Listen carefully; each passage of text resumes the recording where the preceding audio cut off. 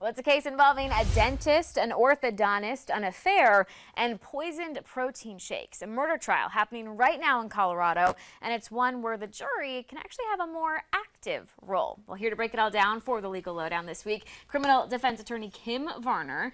For starters, what is James Craig accused of doing to his wife, Angela?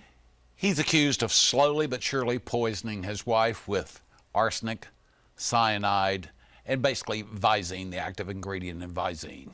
We know leading up to her death, she went to the hospital several times, seemingly didn't know what was happening to her, ultimately put on life support, declared brain dead. What's really interesting and what's been a big talker already in this murder trial, some of his Google searches and purchases made in the days leading up to her death. What are some of these? The prosecution has done a phenomenal job, and we'll talk about the mistress in a moment. They've touched it emotionally, but from a technical point of view, he set up a separate and secret email account. It was at a different location at work or at the hospital, I believe, and he was doing searches on how much of arsenic it may take to kill a person, or how much of the Visine, the active ingredient. Those are very incriminating because that's not normally a question a person would have on their mind, especially when their wife turned up dead shortly thereafter. And he was pushing to get his arsenic delivered. And the thing of it is people don't order this kind of stuff.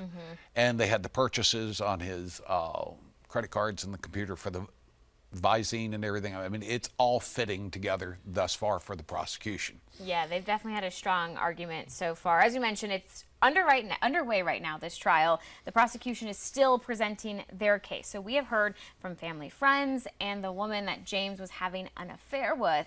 So what has kind of stood out to you so far with this case? The mistress.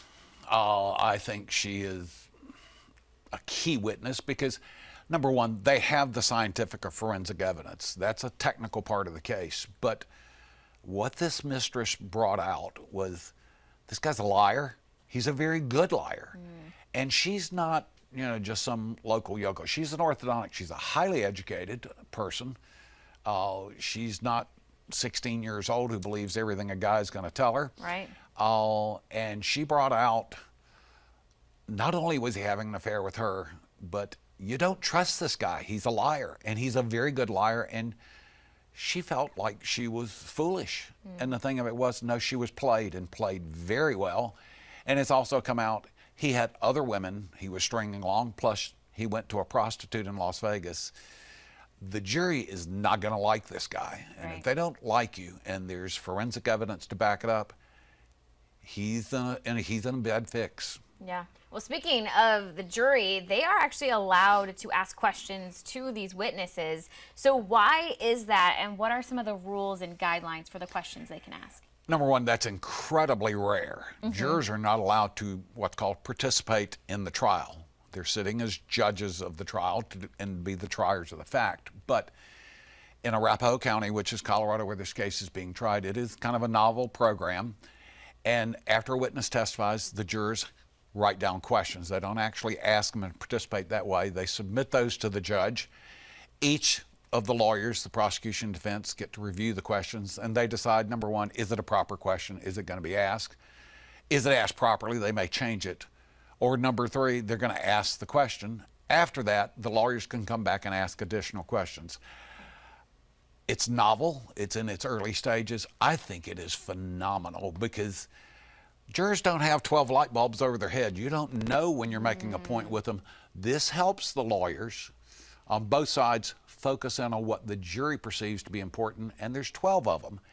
And sometimes what is important to the jury, the defense or the prosecution hasn't addressed or realized it's important to the people. I think it's incredibly informative for both sides, and I think in the long run, it'll shorten a trial. You're not wasting your time going with things that the juries aren't concerned with. You know where their questions are, and they've had some very good questions. One of the things, and this is kind of a common sense thing, but it's a question the jury had, is it normal for people to take pictures of a person while they're in the emergency room, which this dentist did? Somebody found that to be odd. That's an unusual thing. They wanted to know specifically what levels of the Visine or the active ingredient Visine there were. Hers were high. They ask about, could you tell from his computer searches where it had been altered, added to, or deleted? Because people don't always have computer knowledge or that kind of expertise. I think it's phenomenal. I think it's a great idea. Yeah, it's definitely an interesting element to add to this murder trial, which, as we mentioned, still underway. So we'll have to keep in the know. We'll let you know what happens. But of course, thank you so much for joining us. And a reminder that you can tune in every Wednesday for the Legal Lowdown with the Varners, where we cover the latest local and national cases that you just need to know about.